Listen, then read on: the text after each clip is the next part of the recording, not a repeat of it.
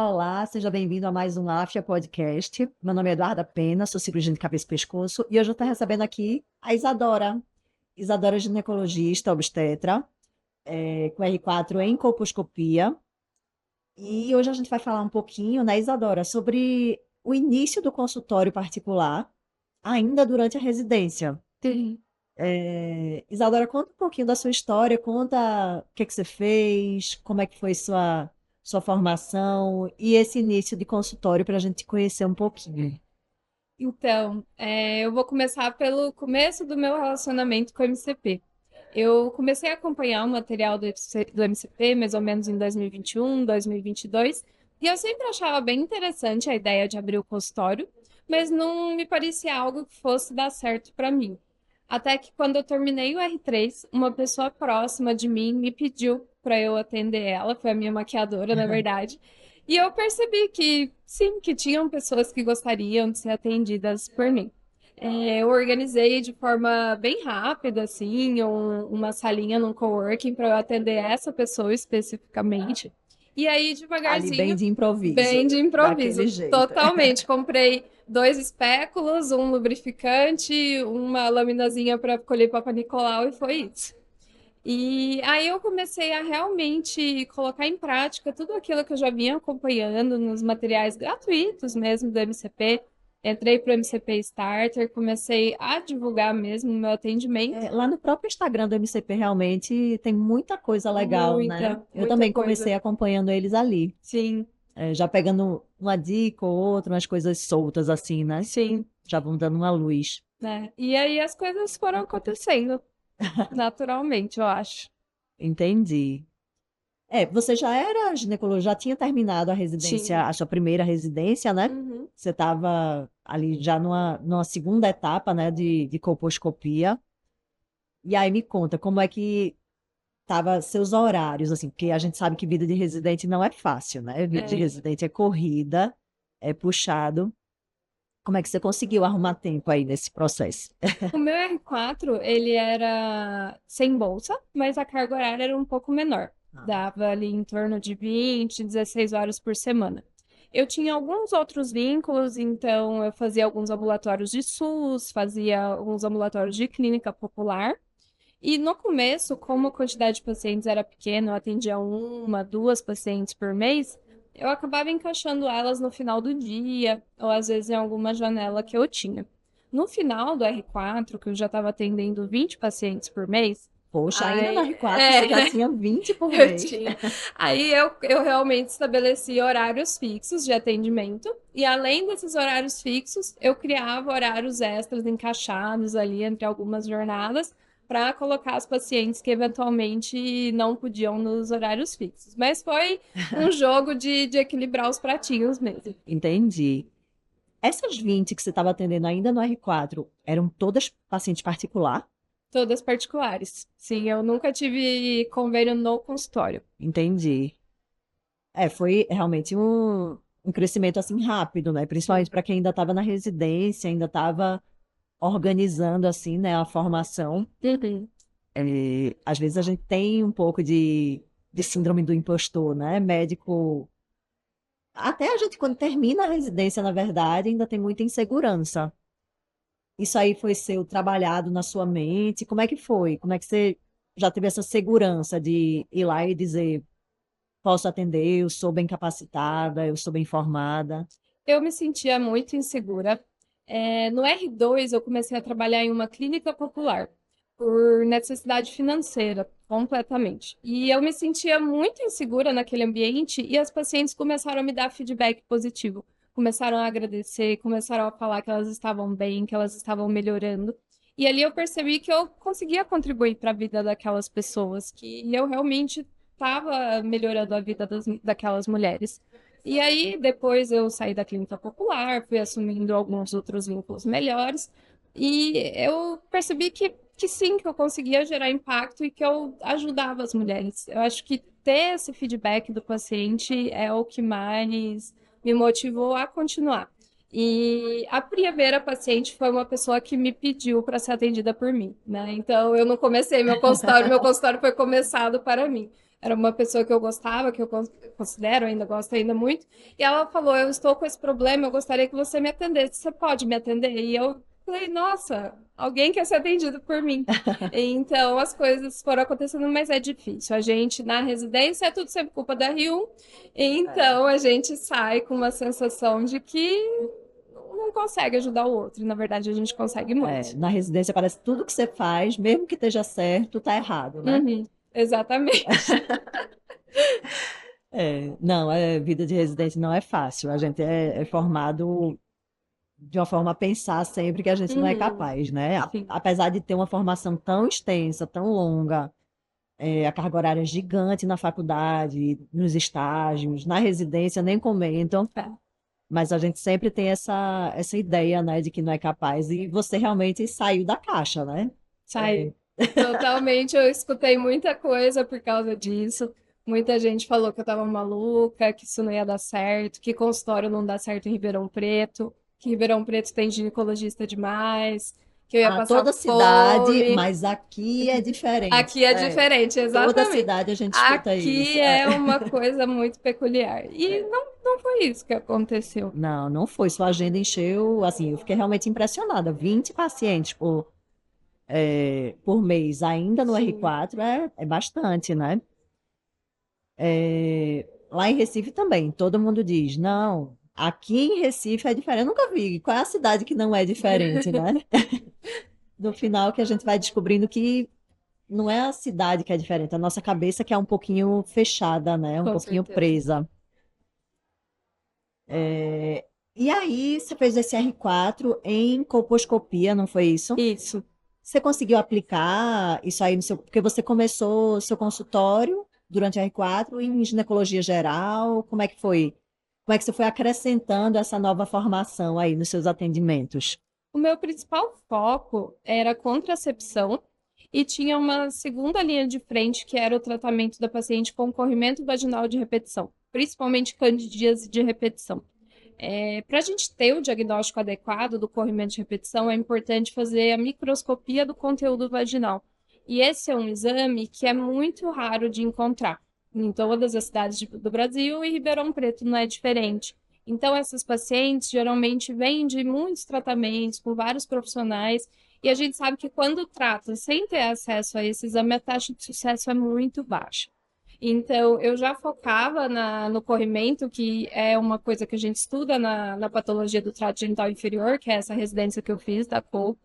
E aí, no final da R4, eu comprei o colposcópio, coloquei, só botei ali no Google, ao invés de deixar Isadora Bittar, ginecologia e obstetrícia, eu coloquei Isadora Bittar, ginecologia, obstetrícia e colposcopia. E aí começaram a chegar os pacientes, e graças a Deus eu tô tendo um fluxo bom de colposcopia, tô tendo cirurgias, conizações, e o corrimento vaginal de repetição também está sendo aí uma coisa bem importante no consultório. Engraçado para a gente ver como é importante nichar, né? Sim. Você deixou de ser só mais uma ginecologista que atende todo mundo, para ser uma ginecologista que faz essa parte de patologia, né? Para Uhum. quem tem corrimento. Sim.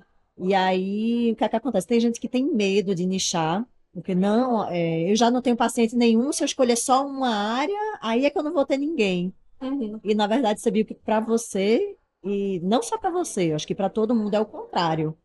Você consegue virar, se você for ginecologista geral, é muito difícil você ser referência, né? Uhum. Quando você escolhe uma área mais específica, o pessoal fala em corrimento, já lembra de você. Sim, Começa a ficar mais fácil de você ser lembrada, né? sim. E isso não é uma prisão. Muita gente tem medo de nichar e acabar atendendo só isso, não atender mais nada.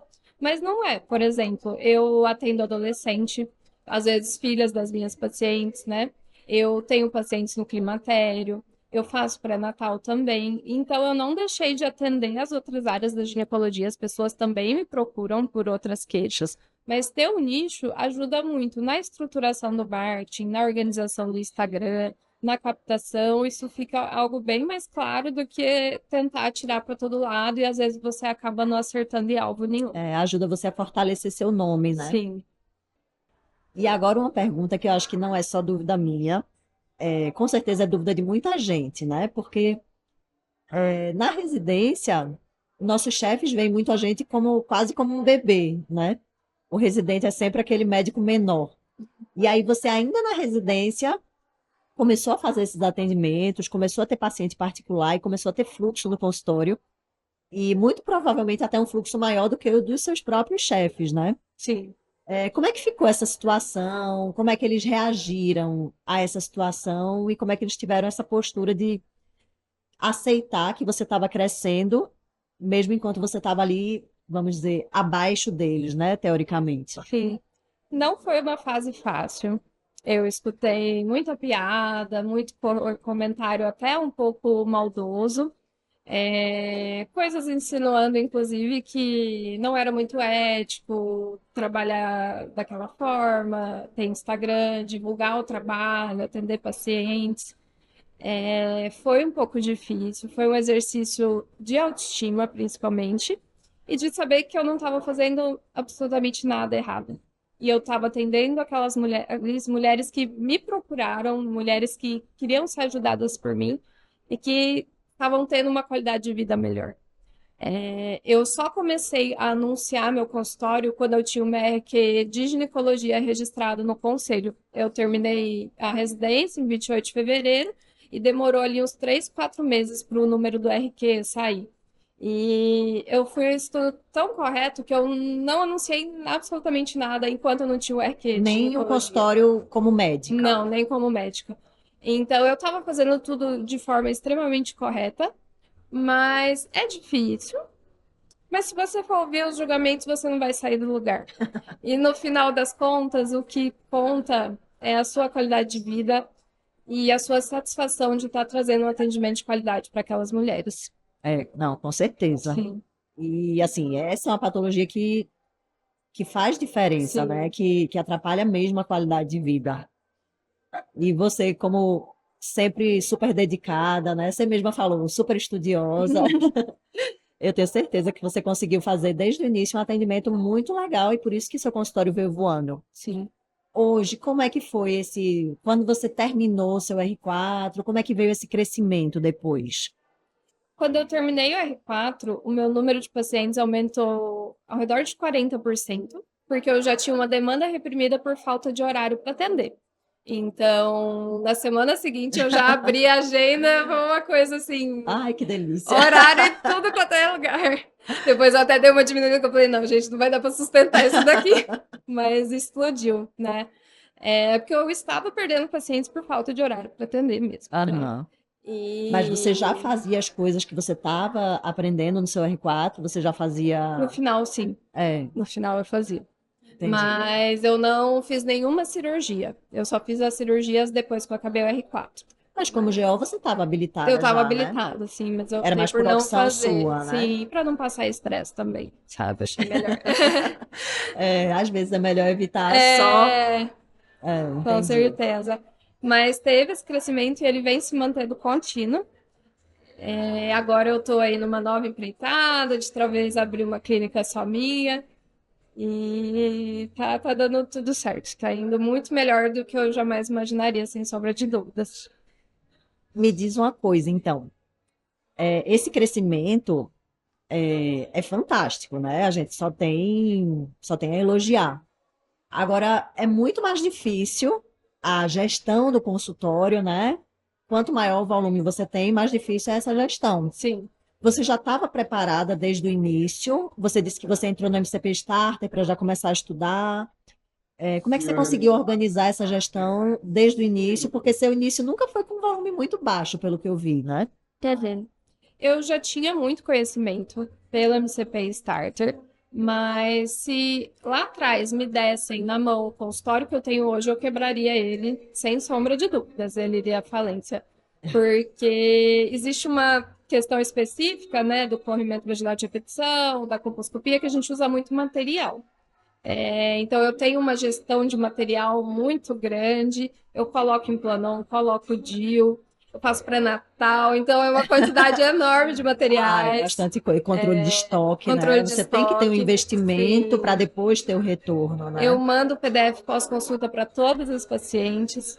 Eu tenho uma organização de convocação das minhas pacientes, porque muitas alterações de Papa Nicolau, a gente precisa repetir o exame em 6 meses. Às vezes são pacientes que vão ficar fazendo exame semestral por 2 anos. Então, eu tenho muito organizado essa parte de como convocar essas mulheres, para elas não se perderem no caminho e às vezes evoluírem para um câncer de colo. E organizar tudo isso foi ao longo da jornada. Então, eu fui estruturando formas, fui automatizando processos, fui sempre reorganizando para as coisas ficarem melhores. Entendi. Que é muito mais fácil organizar quando o carro tá parado, né? É, O seu carro meio que já veio, não é, andando, já veio voando. boa. Sim. Não, essa organização não é fácil. E eu acho que começar pequeno foi muito bom. Eu comecei atendendo num coworking.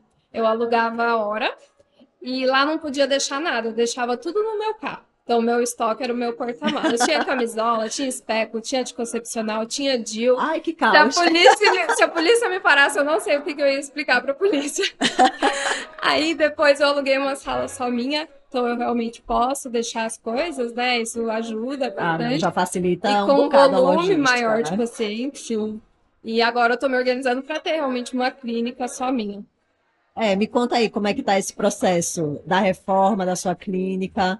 A gente está É na fase bem de difícil, projeto, sim, é muito difícil. A gente está numa fase de projeto, né? Então eu ainda estou fazendo projeto com a arquiteta. A sala a gente já tem, mas ainda está nessa gestão, nesse planejamento. E dá um frio na barriga, dá um medo. Assim como quando eu saí do coworking e fui para minha sala, eu tive bastante medo. Mas eu tenho todos os dados muito organizados. Isso é uma coisa que o MCP você ter ensina para a dados dá gente, muita ter segurança, dados. né? Então, eu tenho gráficos muito claros e muito previsíveis e muito modeláveis matematicamente que mostram que vem se mantendo estável, no crescimento estável o número de pacientes, a receita, o lucro. E isso me permite dar esse passo de alavancagem com mais segurança. Mas é difícil, é bem difícil. Não, as planilhinhas ali salvam. As Salva planilhinhas muito. abrem nossa visão, né? A gente Sim. consegue enxergar o passo que a gente está dando. Eu tive um aluno numa mentoria, né, bem recente, que ele não tinha ideia de onde é que ele estava. Estava com o CAC, se eu não me engano, era R$ 250 por paciente. E o preço da consulta dele ele era R$ 300 por paciente. Então, assim, Sim. aí justamente essa parte de organização de dados, a gente começa a enxergar onde é que está o buraco, né? E aí, depois que a gente começou a planilhar tudo, foi engraçado ele falando comigo. Meu CAC esse mês está 50, na verdade está 46. Porque Nossa, você começa a enxergar onde é que o dinheiro está escorrendo, né? sim. Essa organização é fundamental. Muita gente acha que para o consultório crescer, o marketing é fundamental. E eu discordo muito, porque se você joga o marketing para um atendimento que está ruim, você joga o marketing para um WhatsApp que não responde, para um Instagram que está todo esquisito, bagunçado, ou você tem um atendimento muito rápido, ou com atrasos, ou uma clínica com uma estrutura muito ruim, um lugar sujo, um lugar escuro, isso não vai se sustentar. Então, o marketing não sustenta um produto ruim. Então, a gente precisa fazer o contrário. A gente precisa organizar nosso produto, organizar nosso consultório, ter um bom atendimento, para depois, talvez, colocar umas pitadas de marketing nisso. Ah, concordo plenamente. O marketing, se você não tiver a jornada do paciente, todo o seu fluxo estruturado, você está com um balde furado. Sim, Você está lá investindo, gastando dinheiro, jogando água e a água escorrendo pelo furo no fundo do balde, né? sim, Quando você já estruturou todo o processo de captação do atendimento, do pós-consulta, todo esse processo, aí o paciente que vem, ele fica, né? uhum. Você não está jogando fora. E ele indica outras pessoas de forma espontânea. Ele fica e Isso que ele é o vem mais legal. acompanhado, é. Sim, Ele vem acompanhado. E aí o consultório começa a crescer a partir daí, né? sim, Esse crescimento orgânico era o único crescimento, vamos dizer assim, no modelo de consultório de antigamente, sim, né? Mas hoje realmente nosso mundo está muito mais acelerado, então a gente termina usando outras formas de captar, né? Mas o orgânico é sempre o número um, né? com O certeza. orgânico é sempre aquele que vai trazer o paciente mais quente, mais orientado, sabendo exatamente o que esperar, né? Sim. Do seu atendimento, da sua consulta, o que é que ele vai ter, né? Uhum. É, Isa, e me conta, o que é que você queria dizer para o pessoal que está te escutando agora? Quais foram as lições que você aprendeu nesse caminho, nessa sua jornada, desde a sua residência até agora? O que é que você deixa para quem está te ouvindo aqui? A primeira coisa é, se você quer atender, se você tem desejo de abrir seu consultório particular, comece. Comece atendendo uma pessoa por mês, pode ser uma pessoa conhecida, mas comece. Começar é o primeiro passo. E ter um ambiente como o MCP, onde você tem pessoas que já passaram por isso, pessoas que já muitas vezes superaram as dificuldades que você vai enfrentar, é algo fundamental que pode te economizar muito estresse e muito erro. Eu acho que é por aí. E o básico bem feito funciona. Então ninguém precisa servir champanhe, ninguém precisa usar roupa de marca para deixar o paciente satisfeito. Perfeito, concordo totalmente. Hoje você está com quantos pacientes por mês? Eu tô ao redor de 50 a 55 por mês. É, isso aí. E Sim, só crescendo, só né? crescendo. Boa, Isa. Isa, eu te agradeço demais pelo seu tempo, Eu que agradeço o por convite. tantas coisas que você trouxe aqui pra gente, por compartilhar essa sua história e servir de inspiração para quem está aqui te assistindo, né? Você começou tão cedo, começou ainda na residência, Sim. que é um medo muito grande, né? De muita gente. Então, que essa sua coragem também sirva para dar coragem para você que está aí assistindo. Porque a nossa vida de médico, a gente se esforçou muito para estar aqui. Sim. Ninguém brotou do nada e resolveu abrir um consultório. A gente estudou muitos anos, a gente se dedicou bastante. Então, primeira coisa é, entenda que você é capaz, né? Eu fiquei muito orgulhosa com o que Isadora trouxe, que mesmo na residência ela já entendeu isso, que ela era capaz. A nossa mentalidade como médico às vezes segura muito a gente, deixa a gente freia, né? Freia nossos passos, muito por insegurança, quando na verdade a gente se capacitou para isso. A gente está aqui, está bem preparado e a gente consegue trazer qualidade de vida para muita gente, né? A gente tem essa capacidade. Sim. Isa, parabéns pela sua Muito jornada. obrigada. Muito sucesso para você e continue Obrigada. brilhando, tá bom? Muito obrigada. Obrigada e obrigada a você que acompanhou a gente. É isso aí, até a próxima.